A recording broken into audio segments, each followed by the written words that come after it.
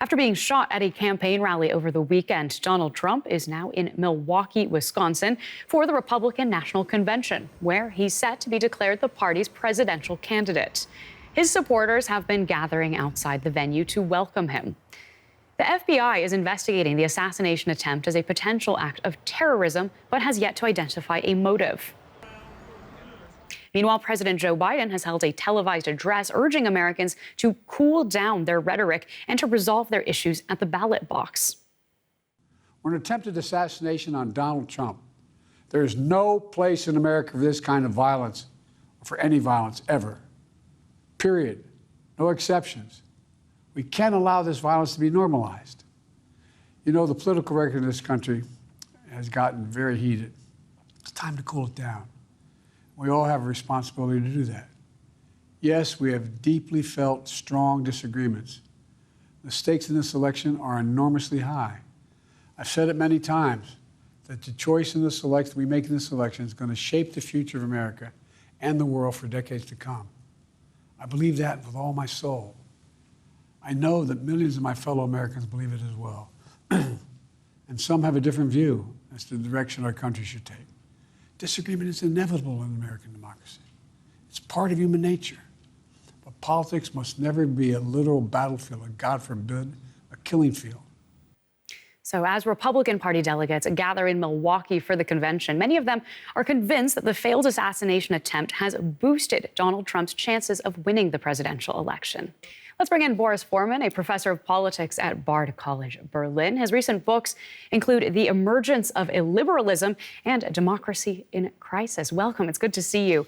So we've heard tone is going to be important in this speech from Donald Trump. And in his first interview since being shot, he said that this speech at the RNC is now going to be about unity. Are you surprised to hear that coming from the former president? I mean, generally speaking, it is quite surprising. If we're looking at the last couple of months and if we're looking at the polarization and the kind of speeches that we've heard about enemies, the media as the enemy, etc., that does come as a surprise. On the other hand, it is true that Trump cannot win this election with his voter base alone. He needs to convince some moderate voters, moderate Republicans, to support him. And I think strategically speaking, that makes a lot of sense to shift to this. So what this opening brings for him is basically to be able to stage himself as somebody who is trying to reconcile the nation. And that can be a strength. Now, looking at the attempt on his life over the weekend, political violence in the U.S. has been on the rise in recent years. And I'm just wondering, in your view, how you think we've reached this point in American politics? There's a tendency to say things are on the rise, and it is true that, of course, we have deep divides in the American electorate and between the parties. On the other hand, if we zoom out and think about the longer tradition of political traditions in the U.S., we do see that assassinations have been almost from the very get-go part of American politics. I mean, the first assassination attempt goes all the way back to Andrew Jackson. There's 4 presidents that have actually been assassinated, many more that have been attacked. So there is a long-standing tradition in American politics. Of course, this comes at a particular moment where democracy is really at risk, and so it brings extra potential for disruption.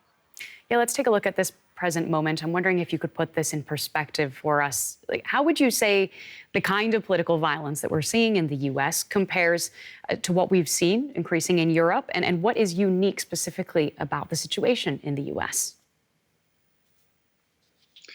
Well, I mean, the term polarization has been used many times, maybe too often, but it is true that in a bipartisan system that is organized like that in the U.S., the confrontation is even more polarized than I think it is in some European contexts, where we have of course, we do have right-wing populism, we have polarization, but it translates in very different ways in these other political and electoral systems and party systems. What we also have in the U.S. is very flexible gun legislation. It's very easy to obtain a gun, which it is not in Europe. And I think that has been a major difference in terms of the way that political violence then actually actually played out. Now, I could theorize, and I guess a cultural historian would maybe be the right person to ask for this, theorize on the specifics of American political culture. There's certain, this idea of the self-made man and individualization that might prompt this kind of an attack. But obviously, this is a lot of speculation. Now, Trump supporters have been claiming that the attempt on his life over the weekend has boosted his chances of winning the presidency. What do you think? Has it? I forgot to look into my crystal glass before the interview, so who knows? But for sure, it does play into his cards. I think one thing that it does is that it supports the narrative of political victimhood. I mean, it can boost this narrative, which I think is a very strong narrative in the US, not just in political culture, but also in pop culture, of being this person who wins against all odds. And I think it does that for the Trump candidacy. What it also does, and the way that this is being spoken about already, is it creates a certain myth of invincibility and maybe even of divine providence, that Trump wasn't shot, even though it was very close, and that he might be the chosen candidate.